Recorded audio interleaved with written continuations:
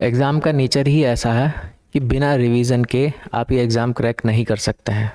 मैंने तो आज तक ऐसा कोई आदमी नहीं देखा कि जिसने रिवीजन किए बगैर इस एग्ज़ाम को क्रैक किया हो।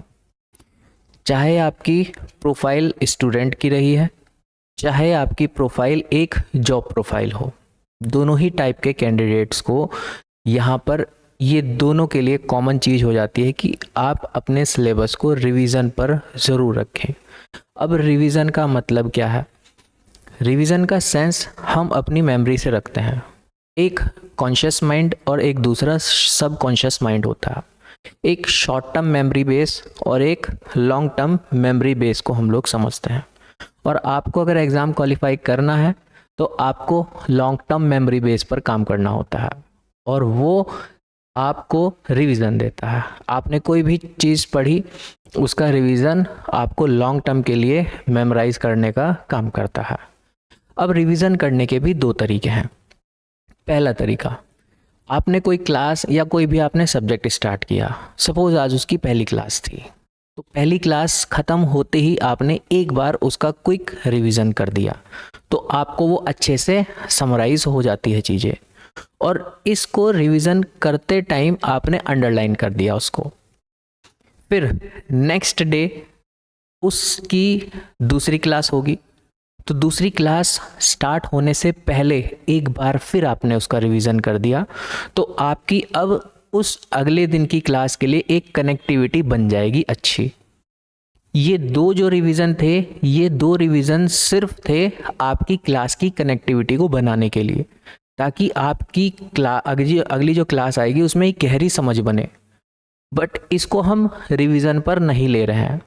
रिवीजन स्टार्ट होता है, आपने आज कोई टॉपिक पढ़ा था, उसके रिवीजन आपने इस तरीके से दो ये रिवीजन किए, देन अब इसको एक थर्ड डे पर, तीसरे दिन पर आपने एक बार फिर रिवीजन इसको कर दिया।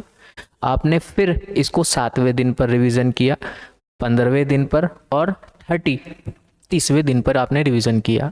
जब आप किसी एक टॉपिक के ऐसे 4 बार रिवीजन कर देते हैं तो वो आपकी लॉन्ग टर्म मेमोरी का एक हिस्सा बन जाता है। वो आप उसको नहीं भूल पाते हैं, फिर वो अच्छे से आपको मेमोराइज हो जाता है। और फिर उसका जो रिवीजन ग्राफ है वो तब तक हर 30वें दिन चलता चला जाए जब तक आपका एग्ज़ाम ना हो जाए। पहला तरीका तो आपका रिवीजन का ये है जो टॉपिक बेस होता है। एक दूसरा तरीका और है रिवीजन का, ये दूसरा तरीका होता है, आपने अपने दिन के शेड्यूल में कोई भी 1 घंटा फिक्स कर दिया, 1 आवर आपने बोल दिया कि ये मेरा रिवीजन का ही है।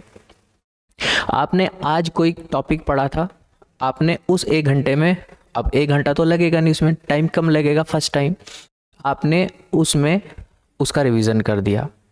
अगले दिन फिर आपने एक टॉपिक पढ़ा, तो आपने जो फर्स्ट डे टॉपिक पढ़ा था उसका रिवीजन भी और सेकंड डे टॉपिक जो पढ़ा उसका रिवीजन भी उसी 1 घंटे के अंदर आपने किया। फिर आपने थर्ड डे 3 टॉपिक पढ़ लिए, अब उस तीसरे दिन में पहले, दूसरे और तीसरे दिन का फिर रिवीजन। जब आप इस तरीके से 7वें 8वें दिन पर रिवीजन पे पहुंचोगे ना, तो पहले दिन की जो क्लास थी वो रिवीजन मोड में जब आप पाओगे तो सिर्फ पन्ना पलटने की देर होगी, आपको दिमाग में मेमोराइज इस तरीके से हो जाएगा कि अच्छा यहाँ पर तो ये था, ये इसमें तो ये था, ये था, ये था, ये था, हो गया रिवीजन। और जब आप उस पूरे सब्जेक्ट को इस तरीके से उस 1 घंटे के मोड पर लेकर के चलोगे, वो सब्जेक्ट आपके दिमाग से हिल नहीं पाएगा, इतनी तरीके से मजबूती से आपके दिमाग में वो फिट हो जाएगा सब्जेक्ट।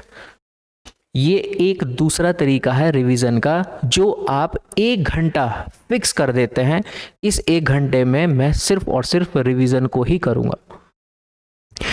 अब सिर्फ रिवीजन करने का मतलब उसको दोहराना ही नहीं होता है। रिवीजन करने का मतलब रिवीजन करते time first, second, third time आपने रिवीजन किया, अब आपकी उसमें एक समझ बन गई। अब उस समझ के बेस पर आप उस टॉपिक से क्वेश्चन पूछना स्टार्ट करें, वहाँ पे अब क्वेश्चन आंसरिंग होनी स्टार्ट हो जाए। और जब आप क्वेश्चन पूछेंगे तो उसका जब आंसर देने का आपका जो है प्रयास करेगा आपका माइंड, तो वहाँ पर फिर कई सारी लॉजिकली चीज़ों का विस्तार होता है। ये एक दूसरा एक जो है ये एक थर्ड उसका स्टेप होता है रिवीजन का, जो आपको उस टॉपिक की गहराई तक लेकर के जाता है। सिर्फ आपकी कॉपी के पन्ने पर जो लिखा है वहीं तक आप सीमित नहीं रहते हैं। और फिर इसका एक जो फोर्थ स्टेप होता है, आपने उस सब्जेक्ट के अब MCQ क्वेश्चन उठाए। यहाँ MCQ कहने का मतलब प्रीवियस ईयर क्वेश्चन बैंक उठाया। आपने प्री पेपर भी उठाए और मेंस पेपर भी उठाए।